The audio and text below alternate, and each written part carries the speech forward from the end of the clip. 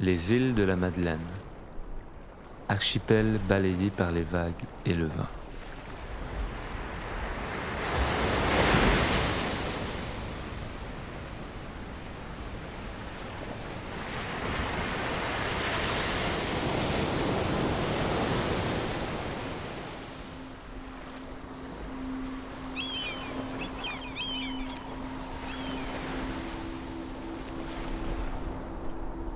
L'érosion par les vagues, c'est la perte de territoire terrestre qu'on a due à l'action des vagues.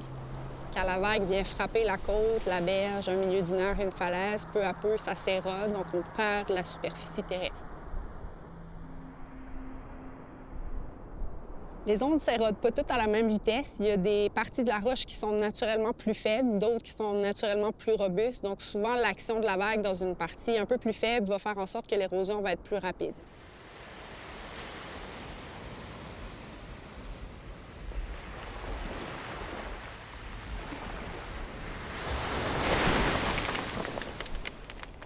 Parfois, quand la vague frappe, ça fait une grotte, donc un trou dans la roche. Puis, au fur et à mesure, la vague peut aller éroder un peu le plafond de la grotte, ce qui fait que ça s'amincit.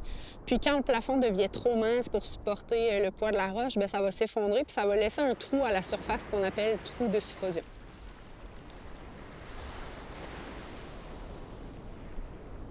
Quand on se promène sur le bord de la côte, c'est important d'être conscient de ces phénomènes-là et de se laisser une distance sécuritaire parce qu'on ne connaît pas ce qui se cache sous nos pieds.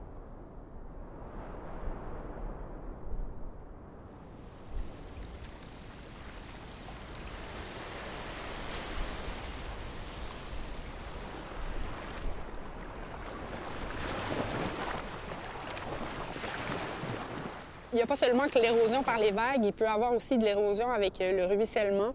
Donc la roche, elle peut se fracturer s'il y a une entrée d'eau, puis on sait que la glace prend de l'expansion, bien, les gels, dégels qu'on a durant l'hiver, par exemple, peuvent venir contribuer à fracturer la roche.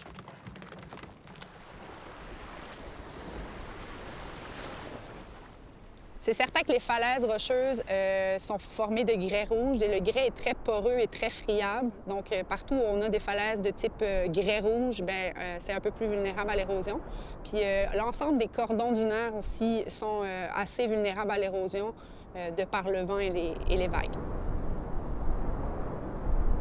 Depuis 2005, l'UQAR a mis en place progressivement un réseau de bornes partout autour de l'archipel. Donc, année après année, ils viennent mesurer le recul à chacune de ces bornes-là. Il y en a plus de 1200 répertoriés là, partout autour des îles.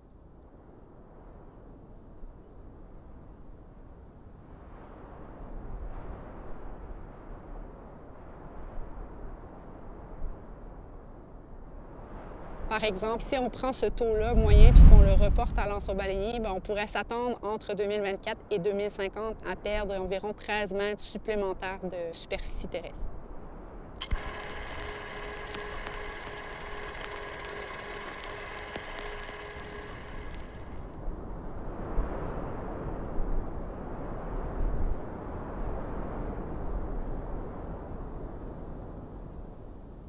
Les taux moyens d'érosion, c'est une chose, mais ce qui est particulièrement préoccupant pour le territoire, ce sont les reculs événementiels. Par exemple, l'ouragan Fiona, quand il a frappé les îles, en une seule tempête, on a perdu jusqu'à 17,8 mètres dans certains endroits.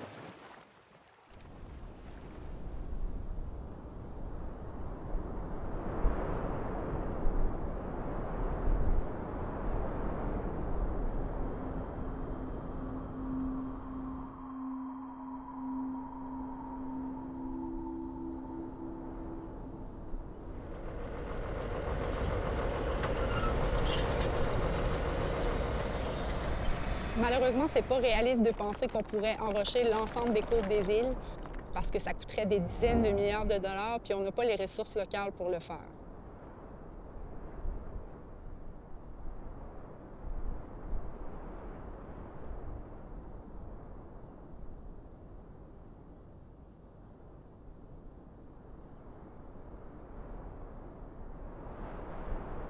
On peut favoriser les initiatives collectives. Donc, idéalement, on essaie de se concerter avec l'ensemble de nos voisins puis d'avoir des solutions qui sont réfléchies à l'échelle d'un secteur et non pas de façon individuelle. On peut aussi favoriser des interventions qui soient le plus douces possible, donc qui aient le moindre impact sur la côte. Par exemple, la plantation, la végétalisation des rives. Et on peut réfléchir à des alternatives autres que l'enrochement, par exemple les recharges de plage en sable ou en galets. Dans un monde idéal, c'est certain qu'on essaie de laisser les côtes les plus naturelles possibles pour augmenter la résilience puis faire en sorte qu'on limite le plus possible les effets de l'érosion.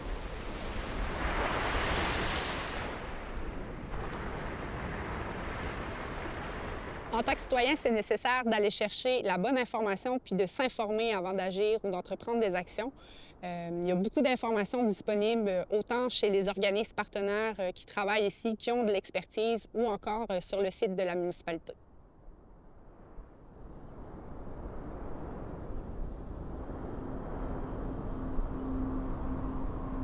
L'érosion, c'est hautement émotif. C'est pas seulement le terrain qu'on perd, mais une tonne de souvenirs.